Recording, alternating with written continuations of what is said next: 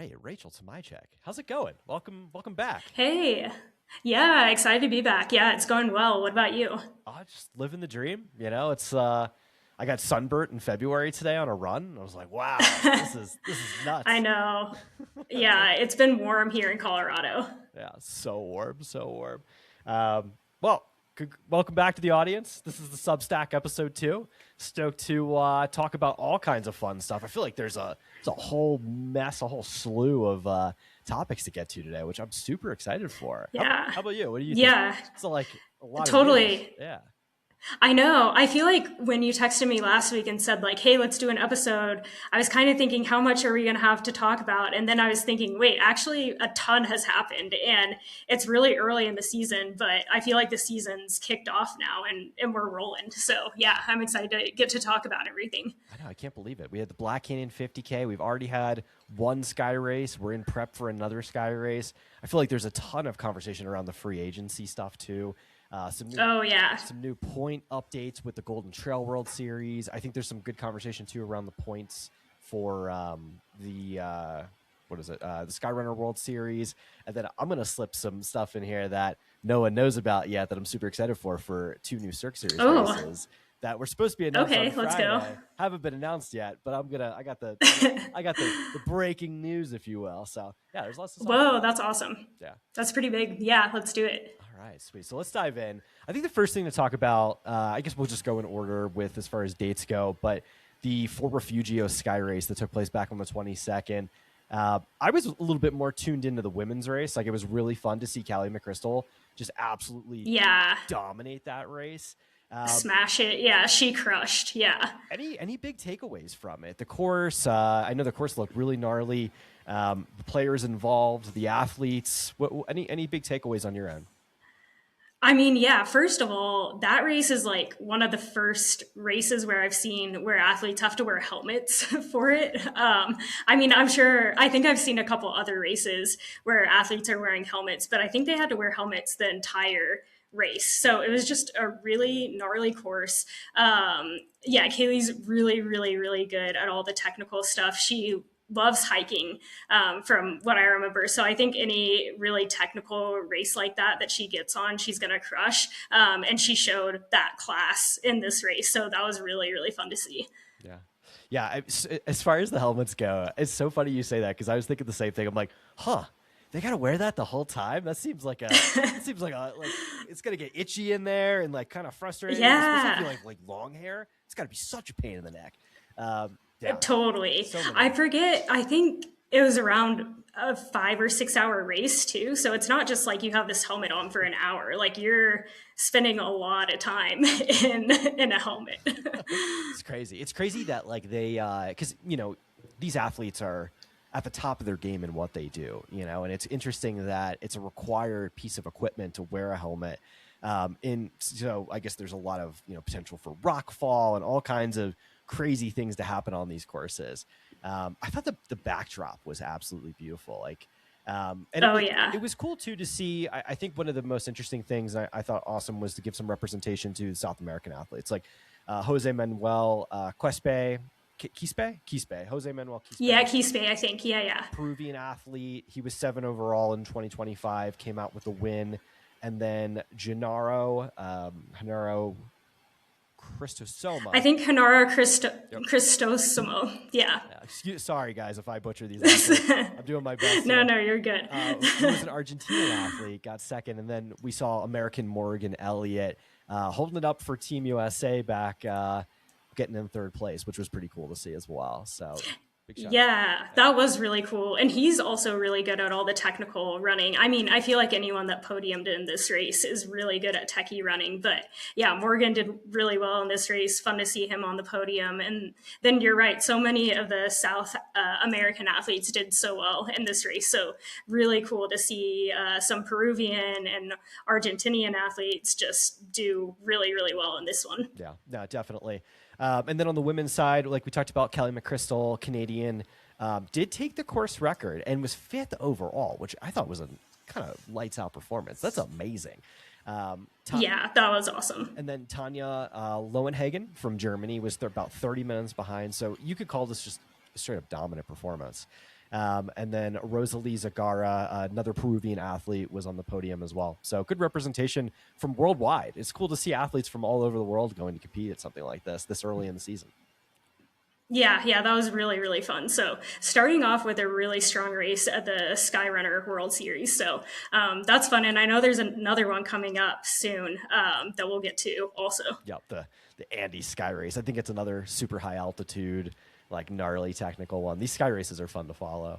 Yeah, they definitely are. I want to pivot a little bit and just go straight to the Olympics. Like, any thoughts on Anna and Cam and just like how cool was that? Like, I was in front of the television screaming at 6 o'clock in the morning. Like, I think my neighbors were about to call the cops. So we were going, my wife and I were like, oh my God, let's go. It was so much fun.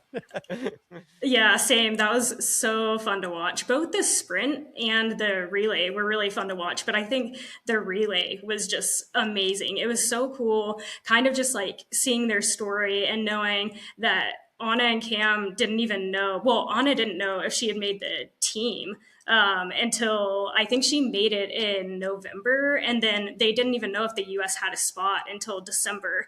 I think they went into the Olympics ranked 7th and as a team and then came out in 4th. So that was amazing just to see them race so well and really show up and compete, which they're both really good at doing. So yeah, it was just really, really awesome to see.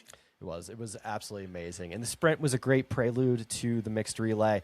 I'd say the mixed relay was definitely the bread and butter and more played to both Cam and Anna's skills. Interesting to follow. I mean, it was so close and I hope the listeners to this episode had a chance to follow along. And if not, you can probably go on YouTube and catch the whole race. I mean, it was a very cathartic finish. Like, there was one point in time where Anna had pretty much pulled the team into 3rd place. And as soon as she passed it off to Cam, it was a straight up battle between 4th and 3rd. And it was really just a very close finish. And especially with the technical, I think it was on Team Spain. I think it was a 3-second technical that I've heard from a lot of people say could have been 30 seconds. And I know Team USA challenged it, but nothing came from it. But had it actually been that 30 seconds, Cam and Anna would have came home with a bronze medal. So it was so close. It was really, really close. Yeah. I think the whole time the announcers, I don't think were sure if it was a 3-second or 30-second penalty. So the whole time we were just like, are they DQ'd? Do they have a time penalty? What is the time penalty? So it was a really exciting race to watch. And I think Anna and Cam both fought really hard through the whole race. So it was so fun. Amazing. Yeah, 6:30 in the morning and I'm texting people. Poor Kieran Day. Kieran Day is getting DMs because I know he's there like watching it at Western in Crested Butte. They had like a big like watch party. And I'm like, what does this mean? Schemo, like fill me in. So yeah, it was definitely a lot of fun to follow along. And yes, just like giant hats off. Like our great American champions and friends too, which is kind of surreal to see like our friends like go and compete in the Olympics. Like it's kind of weird, right? It's neat. I don't know. It's different. Yeah, so cool. Especially in the Winter Olympics too. Like I just wouldn't expect that. Maybe I should more now that I'm on trails, but I've seen so many just coming from the track background. You get to see people making it on the track or in the marathon or something. And then you don't really expect it as much in Winter Olympics. Yeah. Yeah, what a thing to follow, and I think just such a bright future for the Americans. Cam's alternate, Griffin Briley, who didn't get a chance to compete yet.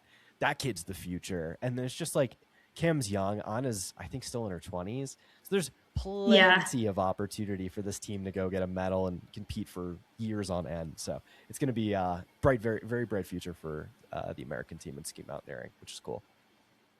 True. And I wonder too if it'll change later in future years. We only brought Anna and Cam on the skimo team. I wonder if in future years they'll be able to bring more people to represent each country to the Olympics, because it seemed like they're pretty small fields for the races. So that would be cool to see too. Yeah. I'd love to see the actual numbers of folks that tuned in. Because, I would argue that this was a massive success. And what I've heard as well is that there's some conversation around bringing in the vertical, which I don't know why they didn't have a vertical in the first place. Like, I feel like that's must-see TV is like 20 people destroy. It's like watching a VK. 20 people Oh yeah. destroying themselves up a mountain. And of course, like some of the best trail runners in the world would have competed had it been, the vertical, like Remy Bonnet. They would have been cool to have seen that. And that's probably Cam's best distance, which is crazy to think that, like, and probably Anna as well. When you start to like think about it, both of them didn't even really compete at their best distance. So if there was a vertical involved, and maybe if there is a vertical down the line, that would certainly change things. So Yeah. That would be fun to see too. yeah. All right, so let's shift gears a little bit, and we'll hop into the Black Canyon 50K. I know it's technically an ultra distance, but I feel like so many athletes from the short trails like side of the business kind of jumped up to run this really fast and extremely fast 50K. Any takeaways? What did you think? All I could say is like, wow, that was really fast. I mean, yeah, and I feel like Black Canyon is always really fast, both in the 100K and the 50K, but especially the 50K. And it's kind of a good distance, I think, for a lot of people or that are in sub ultras to do. Kind of, it's early on in the year, you're not in the middle of a big series yet, so you can kind of do a 50K like that and then still prepare for your main races of the season. Or if you're trying to go up and do more ultras, you can kind of pivot into that too. But yeah, I think it was really cool to see some of the times and just people racing in those races. They all did really, really well. Yeah. You know what stuck out for me? I gotta say the women's race. I'm a friend and a giant fan of Jane Moss's, and to see her come from behind and catch Liz O'Connor like with minutes on the clock and pull off the dub was like must see TV. That was really cool to see.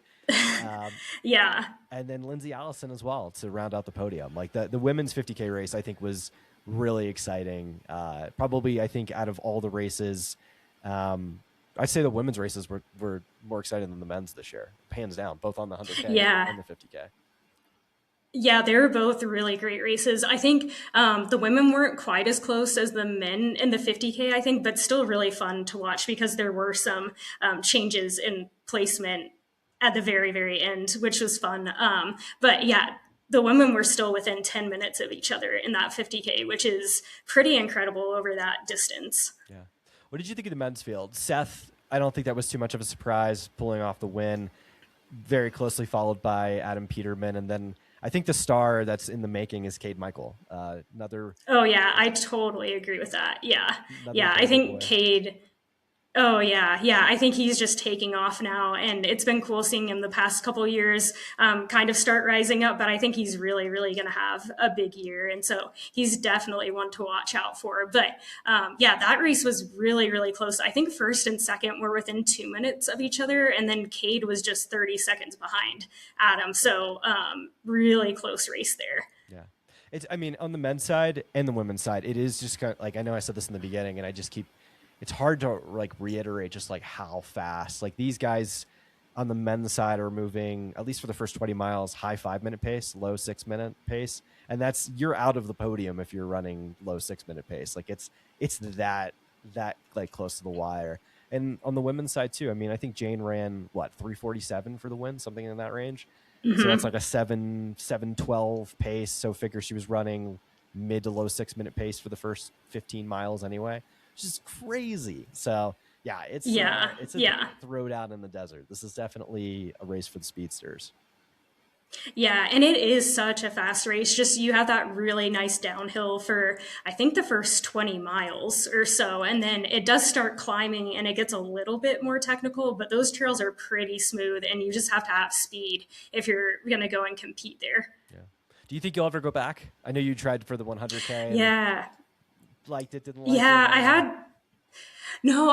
I loved the training for it. I really did like it. I had stomach issues. I was throwing up probably 15 miles in, and that had never happened to me in any of my long runs. So I think it kind of made me not like that distance just because I had a terrible experience the first race that I had. But I think maybe I need to get over it and just like try something like that again. But I do think it was kind of a blessing in disguise for me because I don't think that I was quite ready to move on from the sub ultra distances yet. And so I'm kind of glad that I had that experience, because it showed me like, hey, you're still like not peaked in those short distance races. And I think that all my training that I did for Black Canyon built a really good base for me for that whole season. And I was really strong through the whole season too in the sub ultra distances. So I think it was a good base of training for me. I think I am interested in doing something like that again, but I'm definitely enjoying the sub ultras right now. No, I don't blame you. Yeah, I mean, we're obviously a little partial to this short trail stuff here, but yeah, it's always interesting. Yeah. It's always funny because like I'll see folks like dabble and like try to like for instance like Eli, right?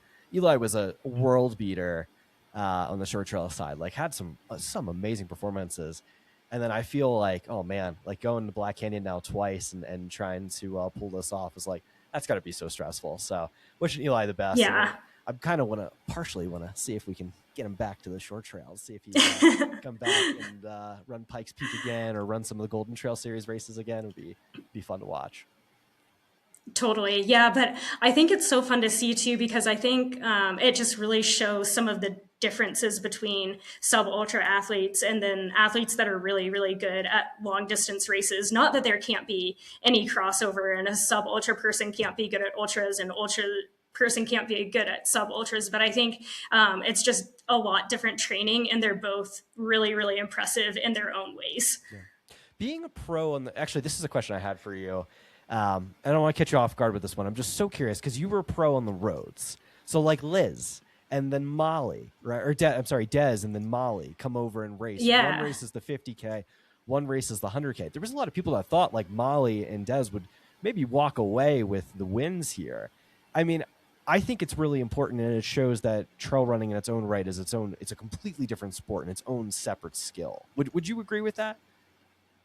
Yeah, I totally agree with that. And I think that it's really cool seeing some athletes that are really, really amazing on the roads come over to the trails, because I think that it brings some eyes from people that primarily watch road and track over to the trails, and just, I don't know, makes trails a little bit more seen, which is really fun. And then also kind of shows people that trail runners aren't slow and that they are really, really great athletes too. And Molly is an amazing athlete. Des is an amazing athlete too. But there are other great athletes in the trails as well. So I think that it was really cool seeing Molly get that golden ticket, and she did awesome. And I think that she has a really bright career ahead of her in the trails, because this is one of her first trail races. But it was also really, really cool to see Jen getting a new course record in the 100K, and see some of the other women shine as well.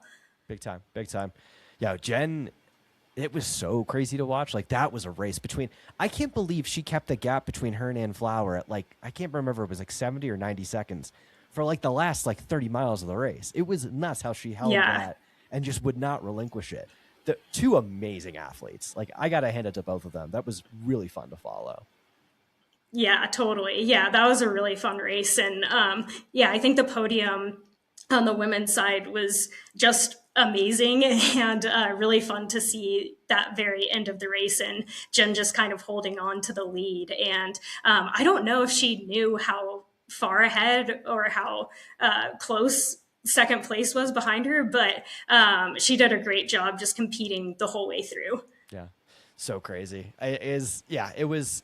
I mean, I feel like it answers a lot of questions too. Like Jen coming up. I mean, she was, I feel like, probably the most dominant female 50K runner, if not one of the most dominant female 50K runners on planet Earth, and then goes and, moves up and shows that she can do this against a world-class field and come away with a golden ticket, which is amazing. And then, Ann Flower too, I think, representing Colorado Springs, like she's the real deal. And I think like one of the things too is that people might have had, I don't know, doubts, because she goes and has a dominant win at Leadville, right? Not a lot of people chasing her. She's running off the front, which is a very different feeling to run off the front at a race like that where there's nobody really challenging you. And then other races as well. She's always been very dominant.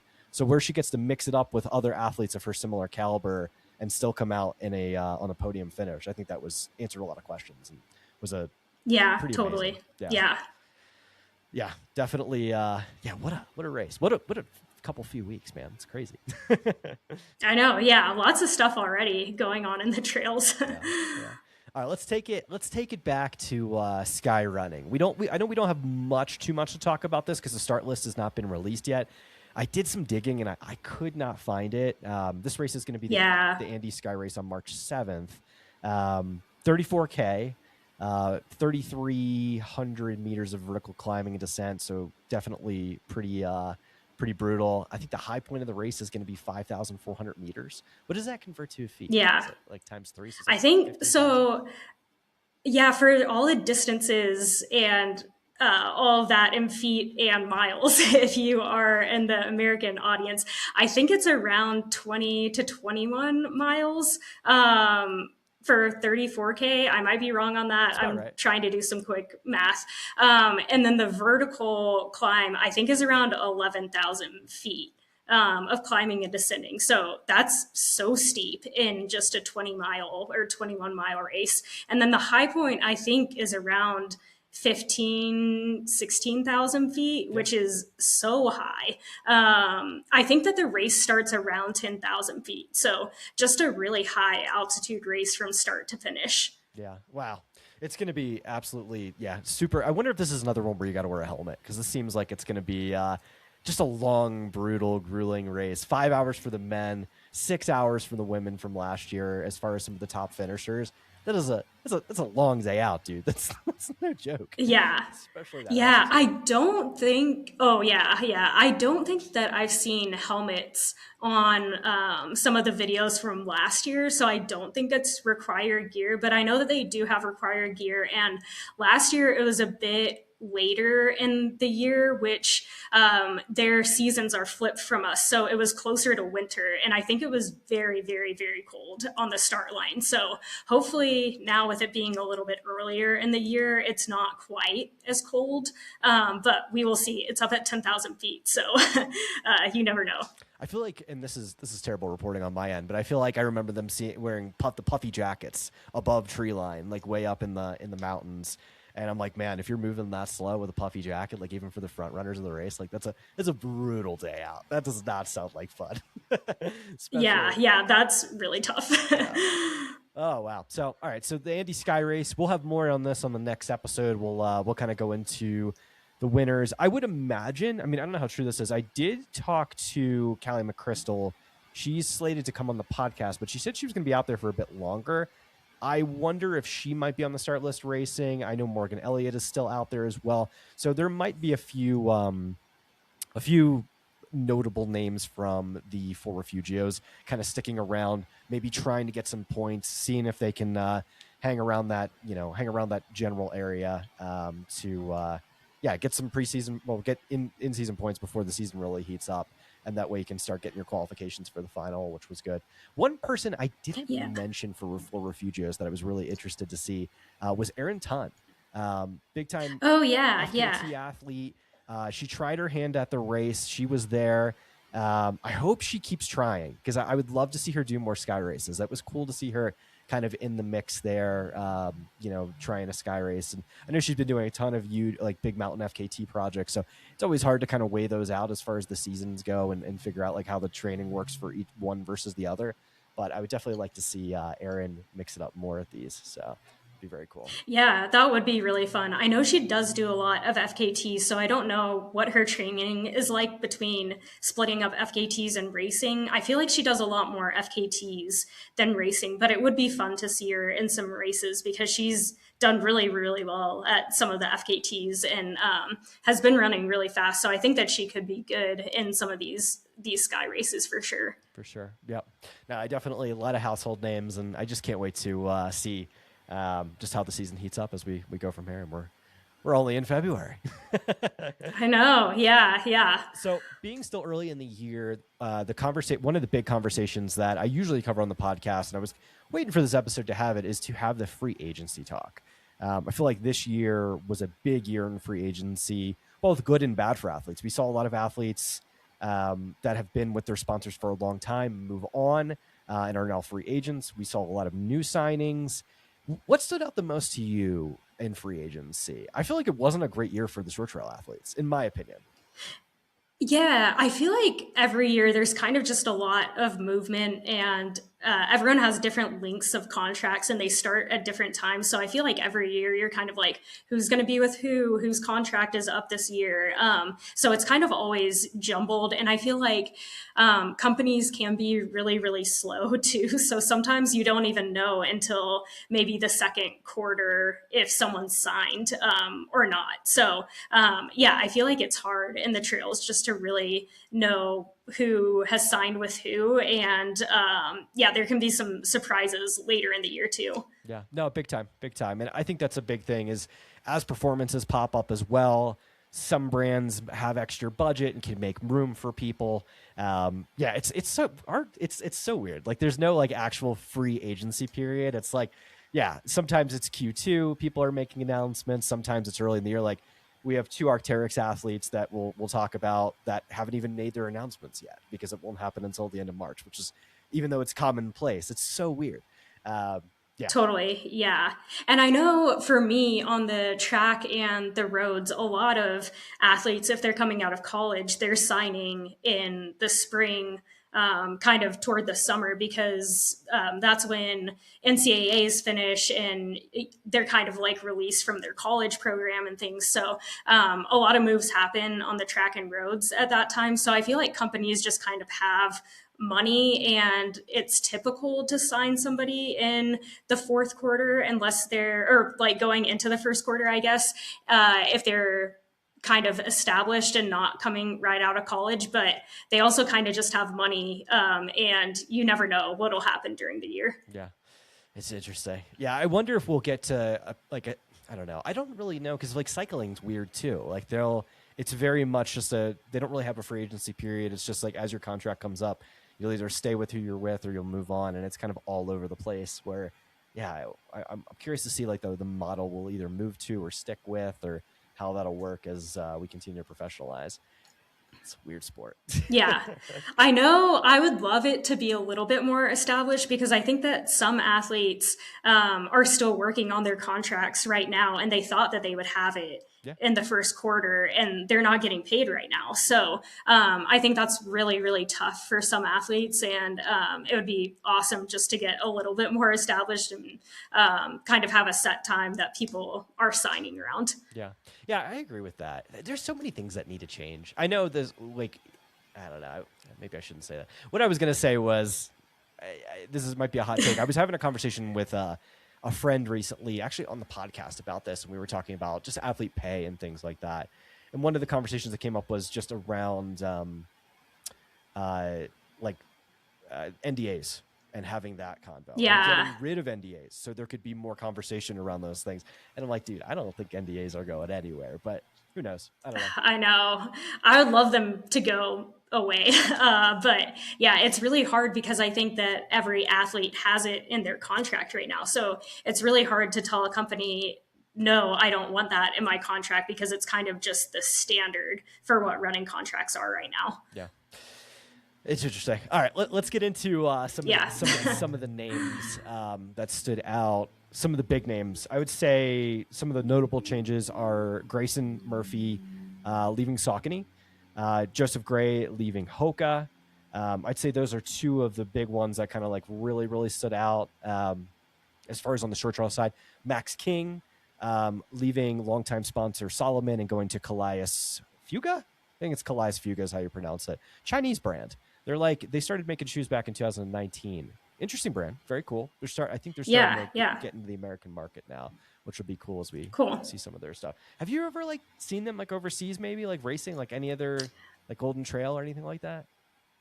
I don't remember seeing them, but maybe I should have paid more attention. I'm sure that they're over there. Yeah. Yeah. Interesting. Who stuck out to you? Any notable folks that, as far as I don't know, not just like notable folks, but any free agency moves that kind of like were like, oh, this is really interesting, or this is something that is noteworthy of conversation? Yeah, I mean, I think just because I've been on teams with them before, and I was hanging out with Grayson some last week. Grayson and Joe are both really interesting. I know you mentioned them already, but yeah, I think that'll be interesting to see kind of where they go, and see what the next steps in their careers are. Yeah, Yeah, both of them. I mean, it's kind of interesting. Like they're both contract years for both of them. Both two of the most influential figures our sport has ever seen. Um, Two of the goats, and it's like Yeah. weird for them to not have. I know athletes are working on stuff, but it's weird for them to not have something announced yet. So hopefully something will be announced sooner rather than later, especially before the season goes. So it's going to be fun to see what the next iteration of their careers look like. As things move on. A lot of like free agents that I wanted to bring up. So I like made a list. This is crazy. I was like looking at both on the men's and women's side of just like notable free agents, as far as our just in the trails in general. Michelino Sinceri left longtime sponsor the North Face. They moved on from one another this year, so Michelino is a free agent. Mason Copey and Tyler McCandless, who are two Worlds team members, free agents.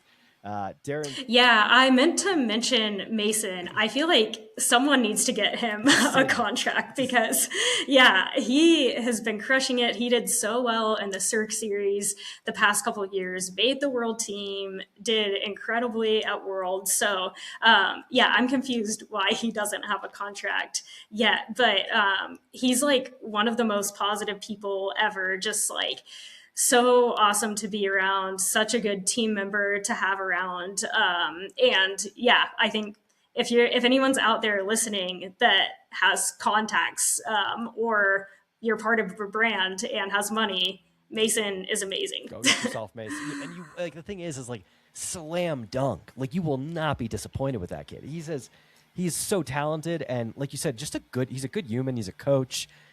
Everything you want in a teammate, I feel like Mason is, and yeah, totally very positive. And I'm a friend of Mason's. I have introduced him to a lot of people, and I hope something works out. And let me tell you something, dude, it is criminal that kid does not have a sponsor yet. That needs to happen.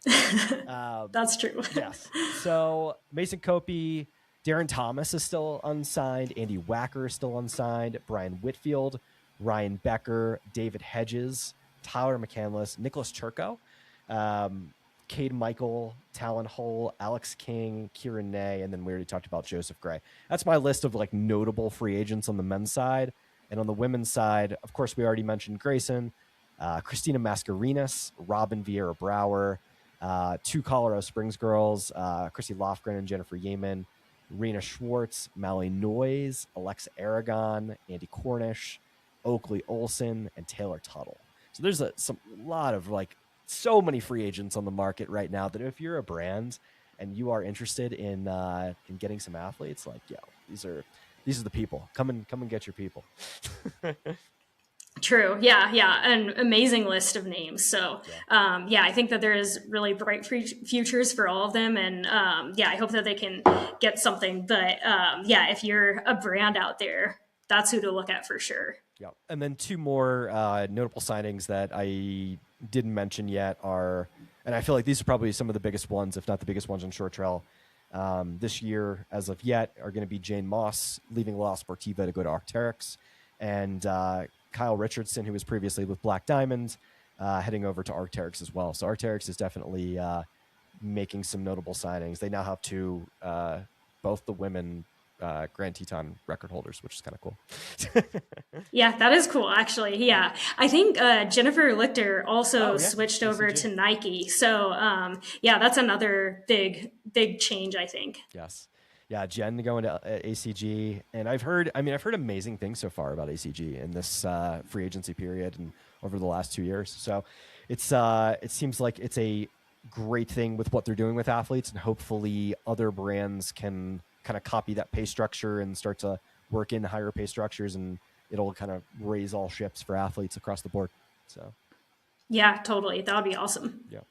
I think that's all I have on free agency. Anything you have to add before we move on? Yeah, no, I think that covers a lot. Okay, cool. All right, let's talk. This is your side of the business on the Golden Trail World Series as far as the points update. I've heard it mentioned from people that saying they need an abacus now to figure out their points situation. I was hoping that you might be able to help this. Yeah, honestly, every single series, we're going to talk about a few series, I think, of races and the points. And honestly, all of them are so confusing. So I think that and needs to be a little bit better or more organized with how they talk about these points. But hopefully we can give some bullet points and help some people out.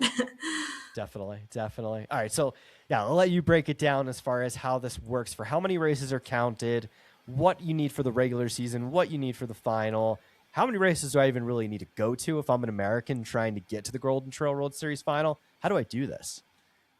Yeah. So for Golden Trail World Series, there are 7 regular season races and then the final, which this year it's only a final. In years past, they've had a prologue and a final, or sometimes they've had kind of a stage race, but this time it's just one race as a final. So 7 regular season races, one final. You have to, or I guess you don't have to go to 4 races, but your 4 best races will be counted. So if you want your best shot at the most amount of points that you can get, you need to score at 4 races out of the 7 regular season races. The regular season races, the highest amount of points that you can get, the first place winner gets 200 points. And at the final, it's 300 points for the winner. So the final is weighed a little bit heavier, but the regular season points still count for sure. Gotcha. And I feel like this year, I think you had mentioned this in a previous episode or a previous conversation. It used to be only 3 races were counted, right? Now it's 4.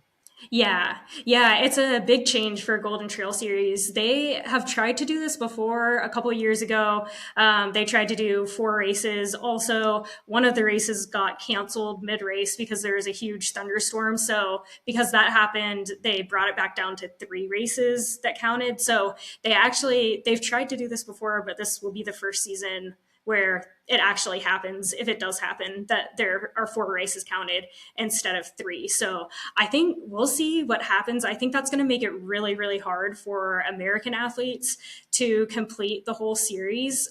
In my opinion, I think the races are just kind of all around the world except for in the US, and it's really, really hard to get to some of the races. So I think getting to 4 of those races, I mean, you're spending thousands of dollars going out of country and internationally for races. So I know that's pretty hard, and it's hard on your body as well. So really you have to go to 5 international races because you need to complete the final too.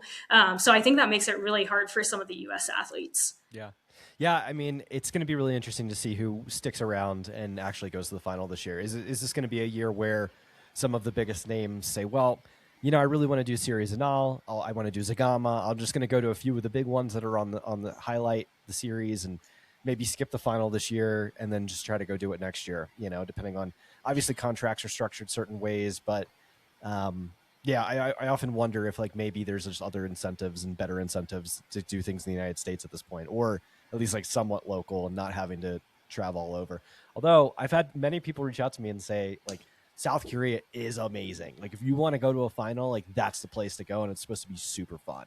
So that's totally, it is an incentive, so.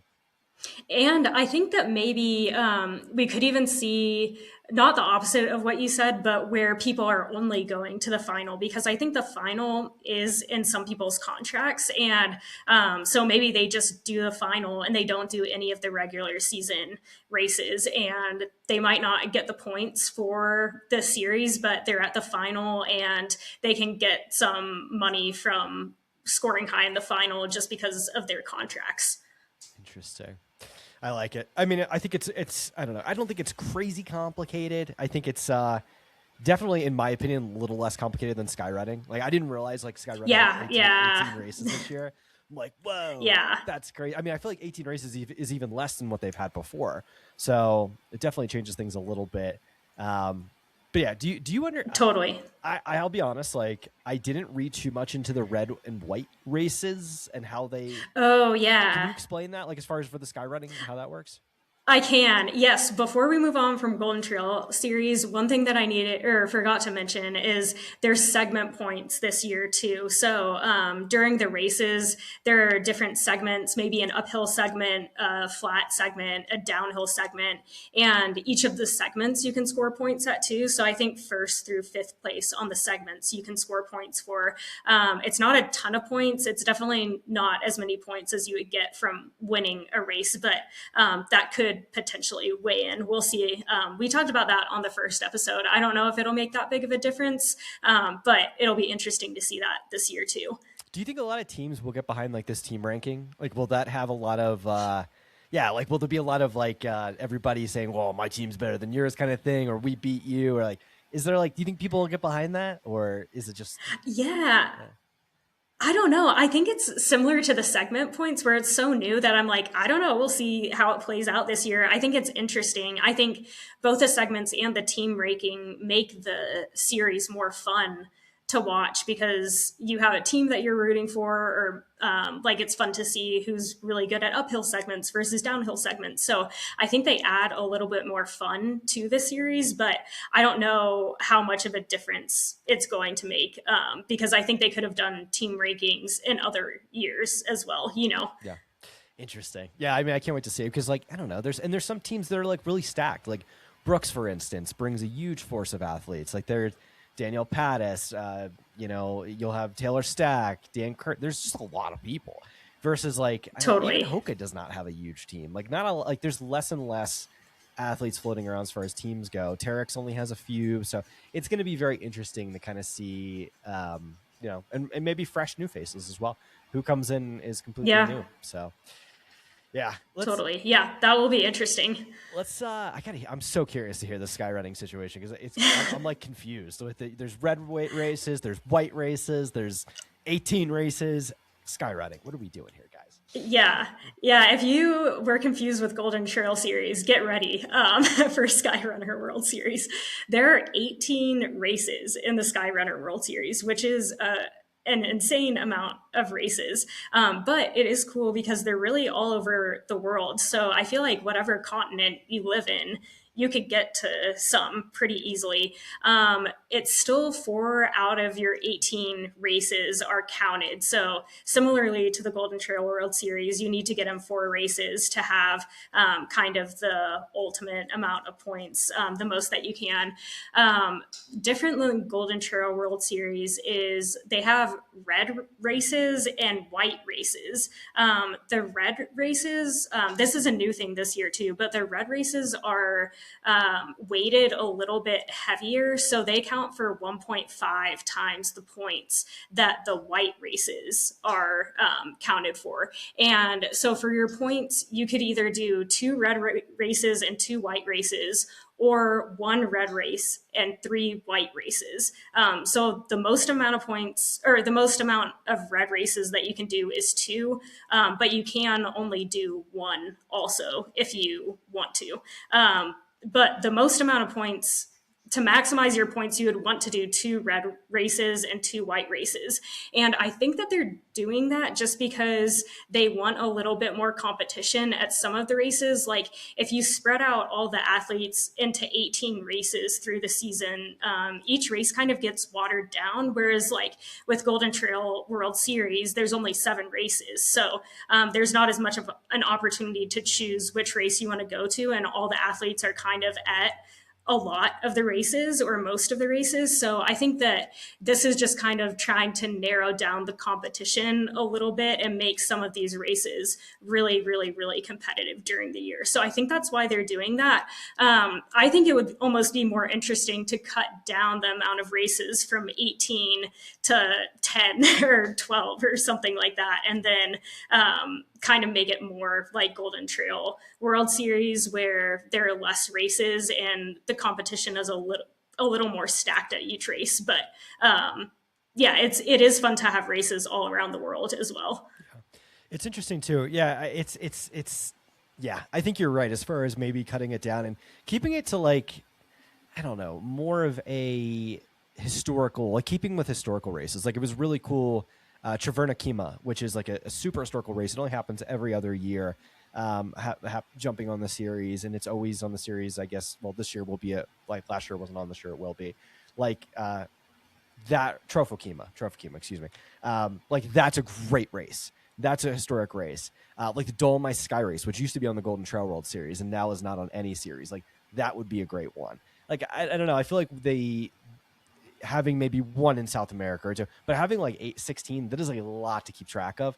You're right. I think it does dilute because it's easier for a professional athlete to be able to go to a race where there's only going to be 3 people to compete with for prize money or for a podium, right? Instead of a Golden Trail race where it's going to be stacked for the top 20, 30 people.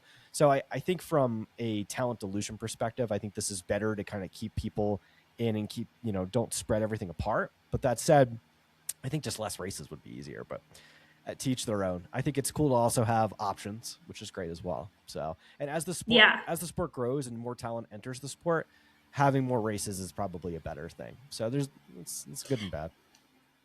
Yeah, no, that is true. And I do think as athletes are kind of planning what their year is like, Golden Trail Series races aren't starting until April or May.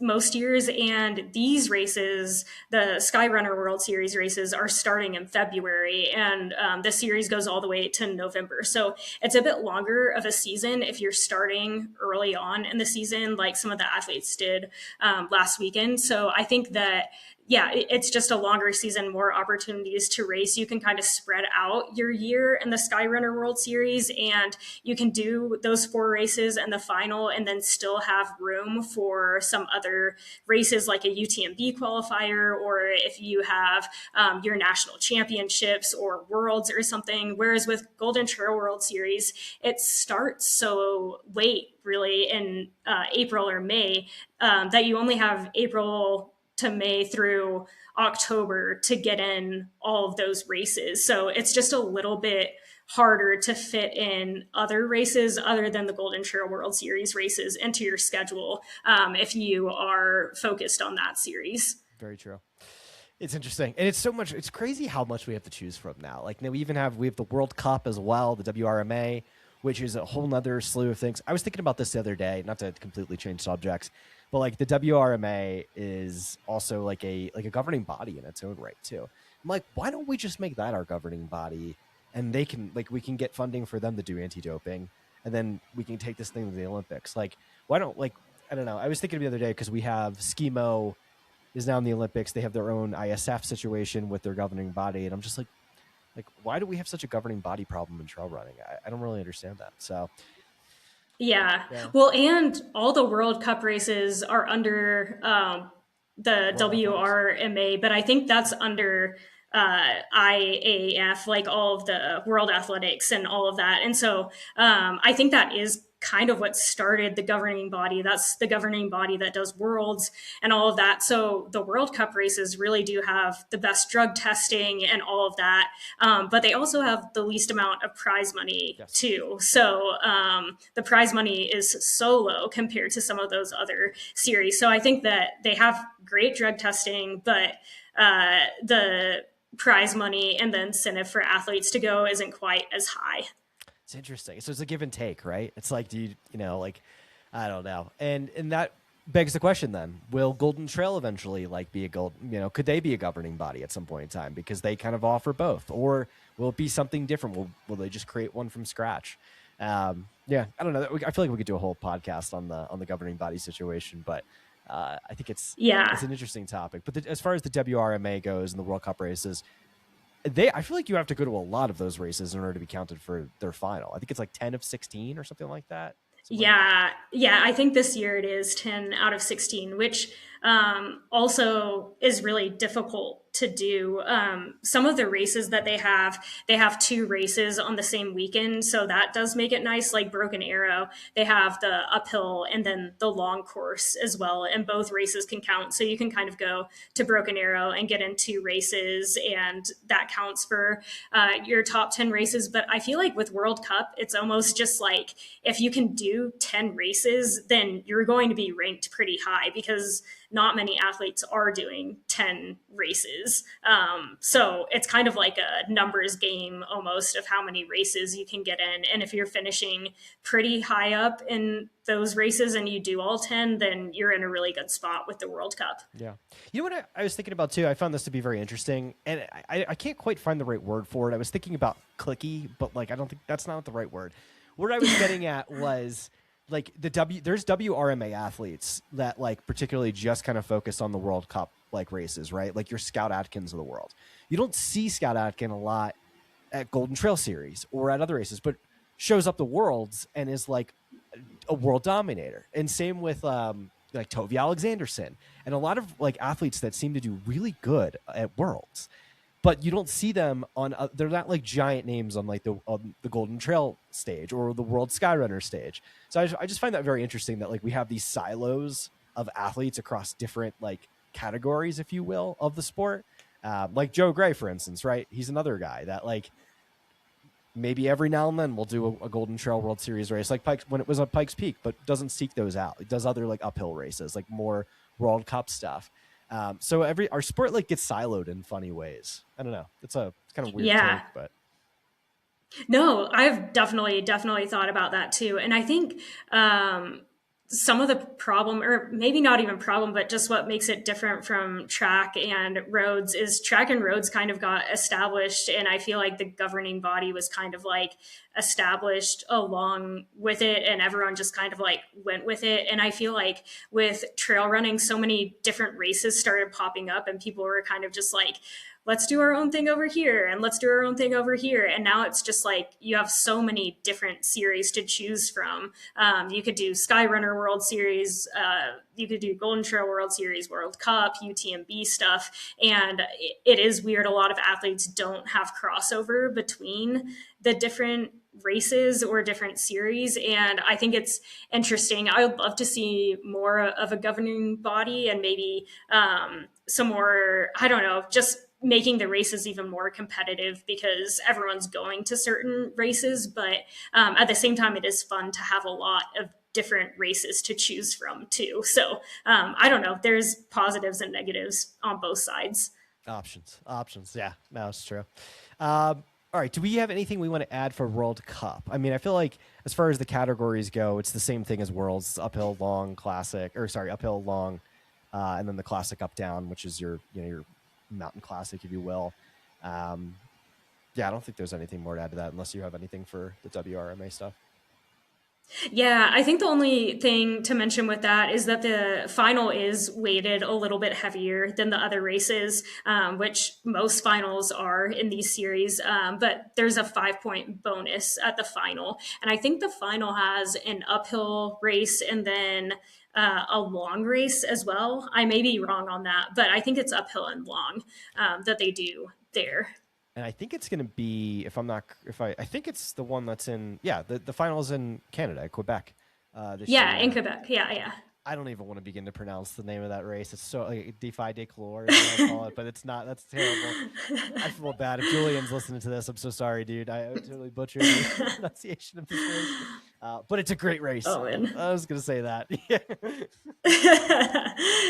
Yeah, I think that'll be a fun one for sure. And I don't know if they've had it in Canada or like in the North Americas before, because I think they've normally had it in Europe. So that'll be fun. Yeah. Canada's killing us this year. I mean, they got the WRMA final and they got a Golden Trail Series race with True. U.S. is slacking, guys. What are we doing? Yeah, both in Quebec, I think, too. So that's cool. It is cool. I think it's a great showcase of a place that I feel like not as many endurance athletes get a chance to go to, but yet a lot of athletes live and train there. I think like Matthew Blanchard is from there. Remy LaRue is from there. Like it's just over the border. It's easy to get to. So yeah, I think it's if folks are looking to race international, I feel like it's a great intro international race because it's like America Light kind of. You get to just kind of go over the border and go race up there. It's not too far. Yeah. And if you're on the East Coast, I think those trails are similar to the trails that you're training on too. So that is cool that you can kind of train pretty specifically for some of those races if you live out on the East Coast. That's true. On the topic of East Coast, I've got, I guess, so registration's live, but they haven't made the official announcement yet. This will go out, but I don't think anybody's going to ding me if I call it out. So there are going to be 2 new Cirque Series races this year. One is going to be Cirque Series J Peak, which will be the 3rd one on the East Coast. So there's already Cannon and Killington. J Peak will be the 3rd edition, which is actually surprisingly close to Quebec as well. So, and it's going to be within that time frame. It's like September 28th. So if athletes are looking for a tune-up, happen to be in that area before the WRMA final, that's a great segue to kind of do a double. Go race Cirque Series J Peak. I think it's like 6 miles and like 3,000 feet or something like that. Another great course. And then I think one of the biggest races Cirque Series ever announced, which I'm really excited for as well, is going to be Cirque Series Baldy, which is going to be taking place in Southern California and LA. I think it's like a 9-mile course with like 4,000 feet of gain, or just south of 4,000 feet. You get to go over Mount Baldy in Southern California. And so it makes the course, I think it's crazy because it makes the Cirque Series now truly a east to west coast thing. Like it's, there's races now all over the place. I think it's 10 races across the series. Julian came on the podcast the other day to do the official announcement, which we haven't dropped yet, but basically the concept is they're still trying to figure out how they're going to do points, so you don't have to do all of them, how many will count for as far as your ranking, if you will, and then they're going to start kind of figuring kind of that framework out. So they're working on that, but it's pretty cool. Two new Cirque Series races, which is great. That's awesome. That's super exciting. Yeah, big news. Yeah, I can't wait to go do that Baldy one. I'm pretty pumped on that. It should be fun. Yeah, are you going to race there? Yes, I think it's so J Peak's going to be September 28th. It's kind of close to like all the stuff I got to do for Pikes Peak, so probably what I'm going to do is just do Baldy, and that'll be October 3rd. So it's great because there's like nothing on the calendar around then. So I think that could be a potential like late season, not much going on, and you could hop into that race and it'll probably be super competitive. And it's, it's another thing too. I was looking on the map already. It's super easy to fly into. It's like 20 minutes from the airport if you fly into Ontario. Bada bing, bada boom, 25 minutes, you're up the mountain, you can race and you can go right home. It's like not that big of a deal. That's great. Yeah, it's great. So yeah, I think that's going to be a super popular one. And I've always wanted to go. I've never been to LA, so might be something to do. So yeah. Cool. Yeah, that sounds fun. Yeah. Should be a good one. And then last but not least, I do want to talk about the U.S. Championship teams. I know we had that kind of highlighted to talk about. I'll let you take that away as far as what are the qualifying races, and from the qualifying races, who do we take and where do they go? Yeah, they are taking 4 men and 4 women to the World Cup long distance final in Poland, and 4 men, 4 women to the World Cup uphill classic final in Quebec. So I believe that Sunapee is going to be the qualifying race for that one.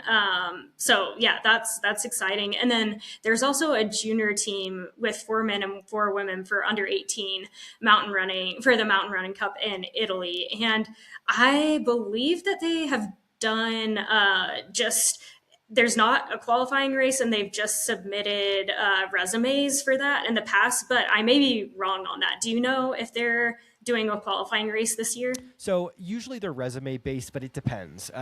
My guess is that if they don't have, like for instance, for the U18 stuff, generally it'll be resume, but if they have, for instance, like a collegiate national champion, maybe they'll throw like they'll throw an invite to one of those or to both of those.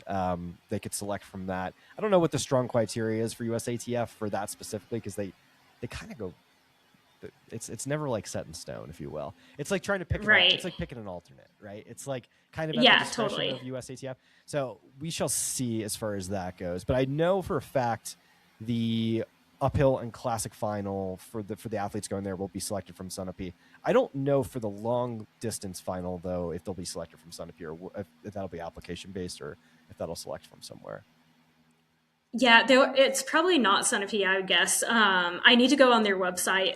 I'm sure that they have that listed out, but yeah, it could be. That's what they've done in the past, I think, is the 46K at Broken Arrow. So yeah. Yeah, it's off years are so weird because it's like we don't have Worlds this year. It's good and bad, but it's also like, okay, like, it's cool that we have something. Like I was really I love Tom Hooper. He's a friend of mine, and I'm glad Sunapee is having the U.S. Championships again. But it was really cool. You raced it at 2024 at Snowbird when we had one in the Mountain West. So kind of hope one of these years we'll get one back in the Mountain West for a U.S. mountain running champs, which would be sweet. But who knows? Totally, that would be fun. And it may not. If it is Broken Arrow, it would probably be the 23K instead of 46K, because I think the long distance for World Cup is 21.4K. Okay. So it's probably. I don't think it's a long distance. It's kind of like a shorter distance, but they call it long distance. So yeah, it's funny we have names for, like all these like names for. Let me ask you this, and because I don't know, is the long trail race for the WRMA. I know the vertical is going to be the Broken Arrow Ascent. That's the US one. Is the long trail version the 46K or the 23K? I'm not really sure. Oh, it's the 23K. Yeah, okay. for the long final. Yeah, which is funny because the 46K was the US qualifier for the short trail at Worlds. So very confusing. But for the World Cup, the long distance isn't very long because all of those races are really short races and kind of just more like classic mountain distance, an uphill race, or the longer ones are 20K or so. Yeah. Interesting. Yeah, we have so many like weird designations for stuff. I was laughing about the skyrace stuff the other day because they have like their certified courses and stuff, and like if it's something's not like the exact like gradage or the certain like X amount and like the kilometer that they need, it's like doesn't count as a proper like vertical race. So everybody's got their thing, you know. It's true. It's a strange sport. It is. It's funny. Yeah. Well, Rachel, we're at about an hour now. This was great. I didn't think we were going to fill up an hour with all this stuff, but like this was a great conversation. I think it was an amazing second edition to our show. I think there's a lot of value here for the athletes to peel through and listen to, and I really appreciate it. And thanks so much. Yeah. Thanks for having me on. And I'm excited for our next chat when we can talk some more races that have happened and keep rolling with the season. Yeah, lots to discuss. Thank you so much.